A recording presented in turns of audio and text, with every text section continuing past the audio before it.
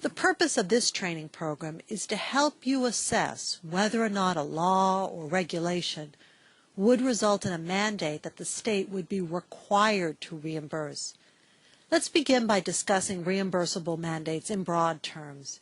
In general, once you consider all the constitutional language, court rulings, statutes, and exemptions, a state reimbursable mandate meets three criteria.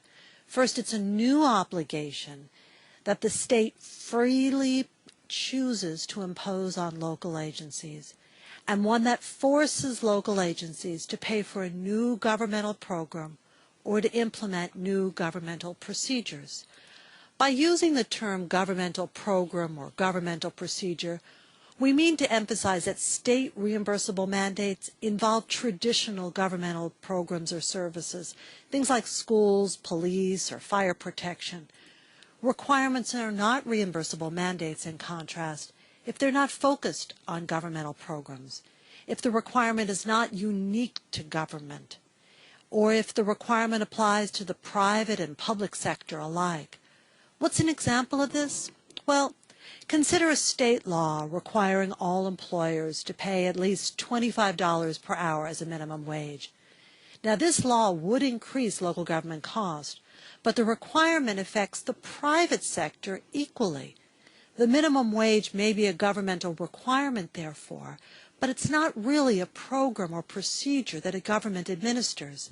Thus, the minimum wage law would not be a reimbursable mandate.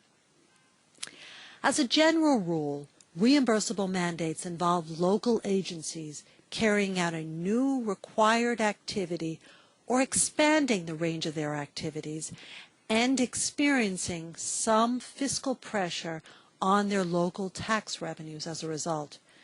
Consider, for example, a new state law requiring cities to build better shelters for the homeless or care for stray animals, or a state regulation requiring school principals to visit the homes of their students. These requirements typically would be reimbursable mandates because they're new and could place fiscal pressure on local government tax revenues. Protecting local government tax revenues from the cost of new state requirements was a major purpose behind Proposition 4.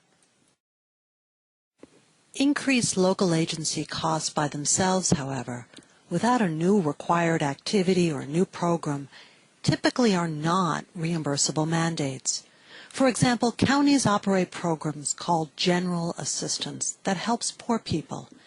Now, if the state cuts its support for other poverty programs, caseloads for county general assistance could increase. Increasing the county's caseload, however, would not involve the county providing a new program or doing new activities. It would just entail doing more of what counties are doing anyway. So this probably would not be considered a reimbursable mandate. What about state actions that decrease local government discretion? Are they reimbursable mandates? Unless the state action requires a new program or a higher level of service, the answer is no.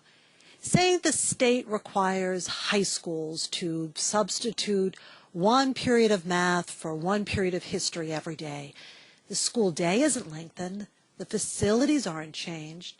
The school district may not like this, but Proposition 4 does not safeguard local discretion.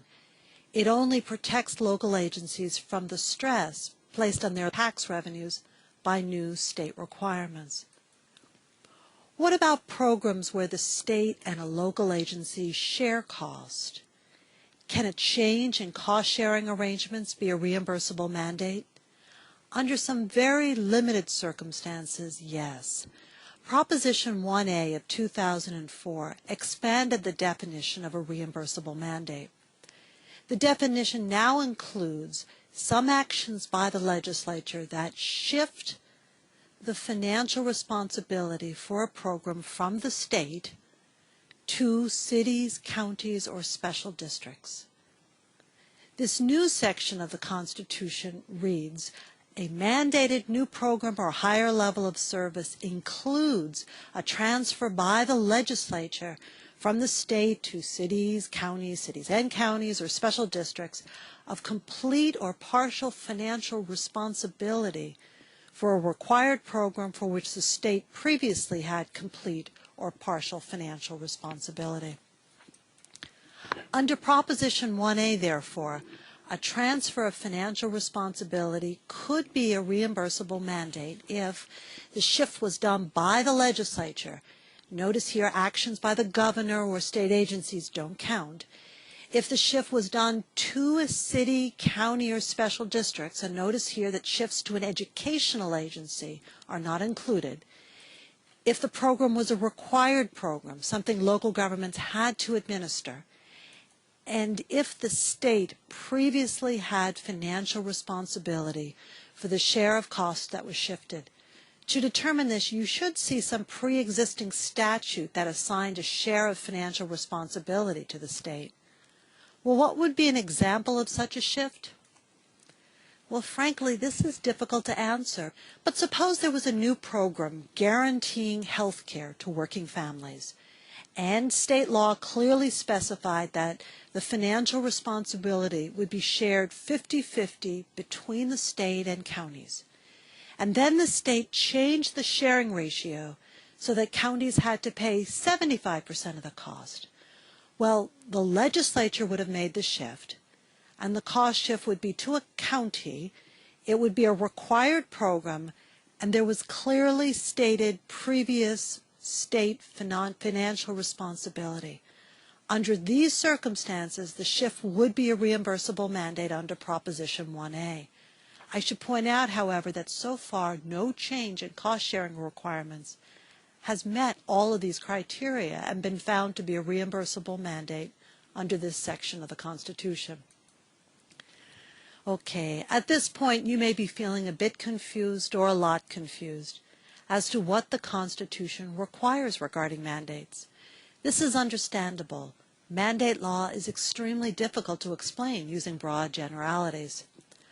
Over the years, we have found that the most successful way to teach people about mandates is to provide a very broad overview, like we just did, and then talk in some detail about what isn't a reimbursable mandate, what falls under an exemption, and then explore examples where you try out your mandate assessing skills. The rest of this first slide presentation, therefore, will examine state requirements that have been found not to be a reimbursable mandate because of the various exemptions. After this first presentation ends, we encourage you to click on the second show entitled, What's a Mandate? Learning Through Examples. This second presentation guides you through the process of assessing whether or not a hypothetical state requirement imposes a reimbursable mandate. By the end of the second presentation, you should have a good understanding of the basics of mandate law.